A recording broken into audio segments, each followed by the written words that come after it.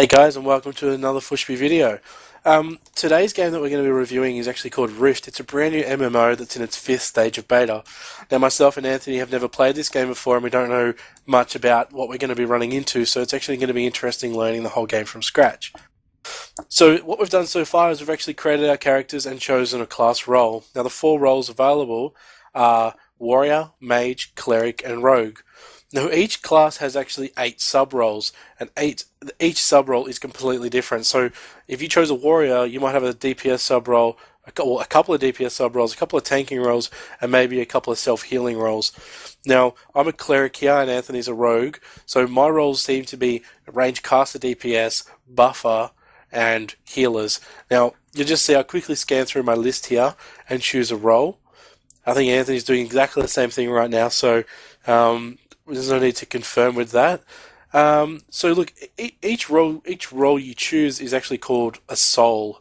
Now, throughout the game, you actually can have up to 3 souls.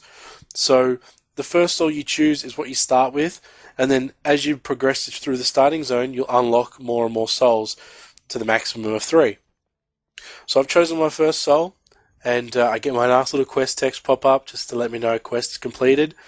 Now, just so you guys know, the tooltips in game are actually pretty handy in getting used to the UI and how things work and the soul trees and whatnot. We'll talk a little bit more about the soul trees soon. Let's just get out into the world and start questing. Now, a lot of people have been saying in general chat in this game, and I believe on forums as well, that this game is just a rip-off of World of Warcraft.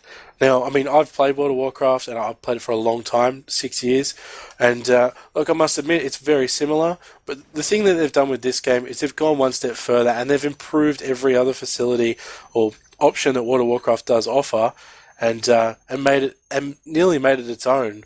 So look, obviously, each game, each MMO is going to have quest givers, XP, class roles. But I mean, look, they made this game so different that it is like WoW, but it's completely different to WoW. Now, as you can see here, I've got my map open, and every time I move, my map goes transparent. In all honesty, I think this is an awesome feature because you get those people who like keep moving while they've got their map open, and then they realize they've run off a cliff, or they've just pulled out 4 or 5 mobs with a body pull. So having a transparent map while moving is pretty handy because you know I can still see through my map, I can see what I'm about to run into. Now, so I've accepted my first real quest where I'm going to get into combat here. So being a caster, I'm going to start obviously casting my first few spells. Now, keep in mind, myself and Anthony don't know what each spell does at the moment. So you might have a bit of experience and be watching this game and be like, wow, he's doing it wrong. Just take it easy. We are still learning the game. Now, I've accepted my first quest, and if you look in the top right-hand corner of my mini-map, there's a big yellow circle on the map. Now, we obviously, you figure this out yourself, and you realize, wow, this game already has an inbuilt quest helper. It's showing me where my first quest objectives are. It doesn't, if you hover over a mob, it's not going to tell you need to kill 5 of these. Oh, I'm not sure, maybe it does. I haven't really investigated it much, to be honest. It looks like it does. But so you go to your yellow circle, you kill everything, you collect things in your yellow circle, and that'll be your quest complete. Look, in all honesty, I think this is awesome because, I mean, how long did it take for? I mean, I'm going to use it as an example because it seems to be the only thing people can use for an example. I mean, how long did it take for World of Warcraft to come out with its own inbuilt quest helper? I mean, I know a lot of people were relying on mods, like Quest Helper and what were the other? Oh, I don't even remember the other mods that were there. But I mean, this game. This is what I mean. What I said before is this game already comes with its own inbuilt systems to improve the game and to make it that one little bit better than what every other game was at release. So inbuilt Quest Helper. Look, another cool thing about questing, and I'll let Anthony explain what he's found. What did you find with questing, Anthony, in terms of objectives and when they're completed? This game does questing extremely well. I haven't found any problems with it yet. You've probably noticed as well, if you're looking at Mark character, there's also a little triangle pointing in the direction of the quest you're doing, just in front of your character. So you can always keep an eye on your character and know exactly where to go rather than always looking up at the little mini-map. There was some problems that I had with the game. One was the realm selection list, or as they say, souls or shards, something like that. It kept on refreshing every second, I'd say, and trying to scroll right up to the top or the bottom, you'll keep on resetting the view.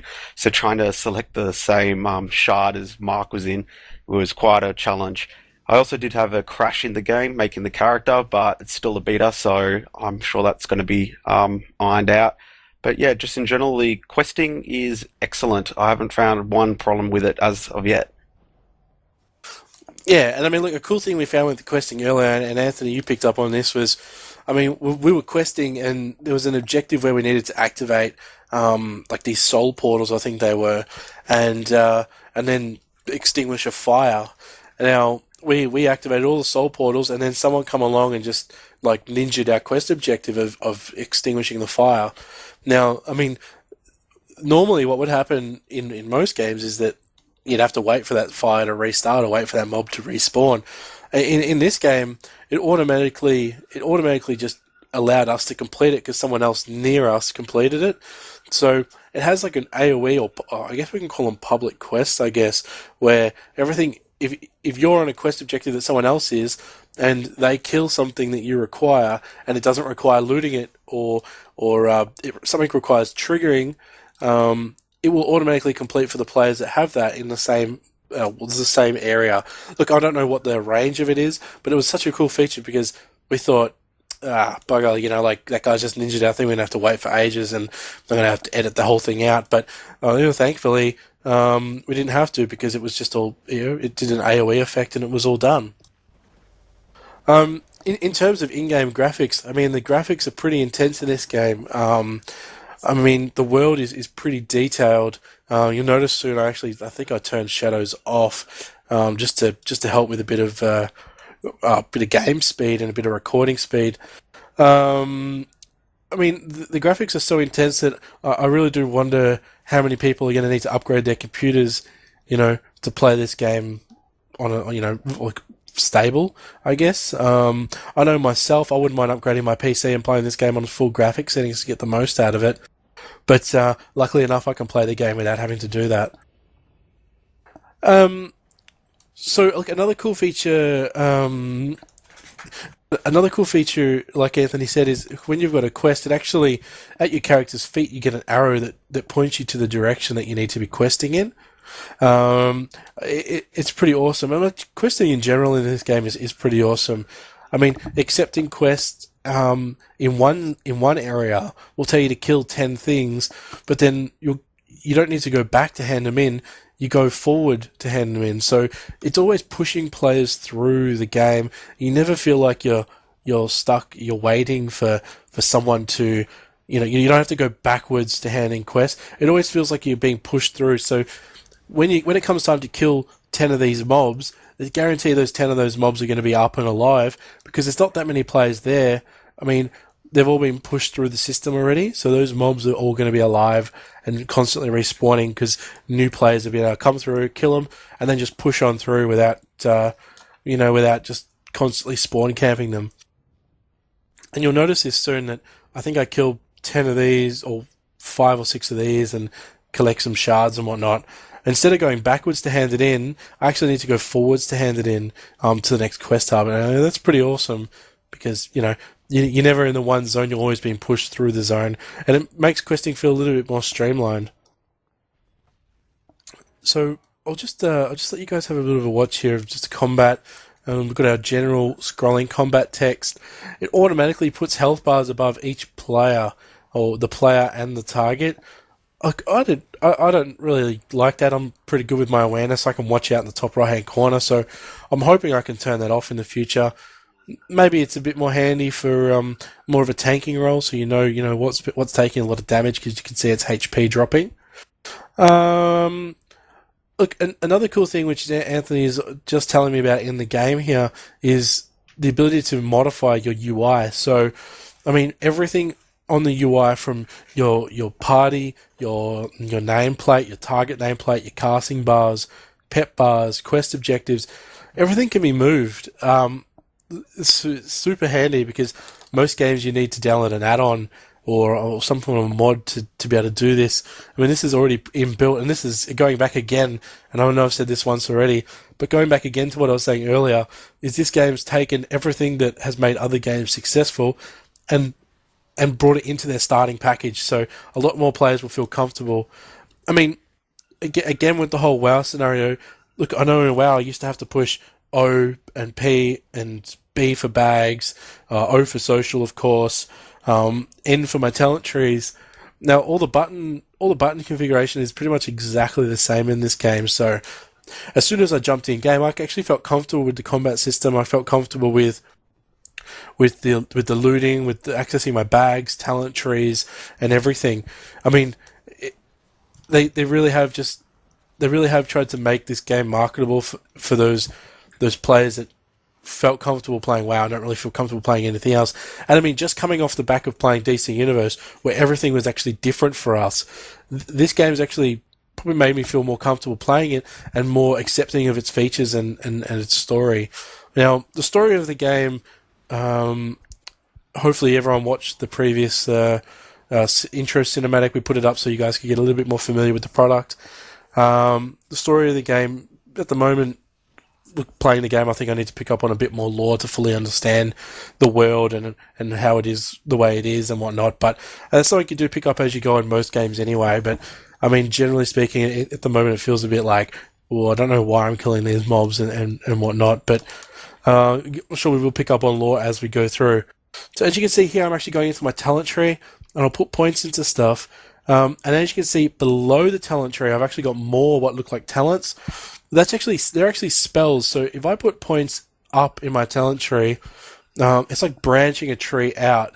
And then what happens is, as a tree grows, the roots actually have to grow as well. So as your tree grows up, the more you can reach out to different spells and better spells. And look, I mean, as we start to get more souls, it's going to be pretty interesting because there's going to be spells in one tree that you're going to want, but you're going to have to sacrifice spells in another tree to actually get them. So I can see how this is going to be. This is going to be pretty interesting. Each class is really going to be different because of the choices people make are going to determine what their class has in terms of spells and what they can do in game. So as you can see here, I'm actually unlocking my second soul. So automatically it comes recommended that you could, if you go Inquisitor, then you should also go I don't know what the Cabal or whatever it is. It just helps you build the right class. Now, obviously you don't have to follow it. You can go whatever. You can go like a melee shaman and then a DPS caster. It's not going to matter. It just doesn't. It's going to have two different kinds of magic and two different trees. But I mean, look, it all depends on you can preview the trees before you do anything. So, I mean, you can preview the trees and think of the right class makeup and everything for yourself before you make those choices. All in all, so far, mate, I actually rate this game pretty high. What about yourself, Anthony? Just close out the video. How do you rate this game so far? Yeah, I'd rate it pretty high at the moment. As we said, it's a bit like WoW, so we feel like home in it. So I'd rate it definitely an 8 out of 10 at the moment with the content and stuff. I'm really looking forward to playing more of it. Yeah, and look, we are going to continue playing this, guys, and get a few more videos out. And look, hopefully we can include a little bit more informative content.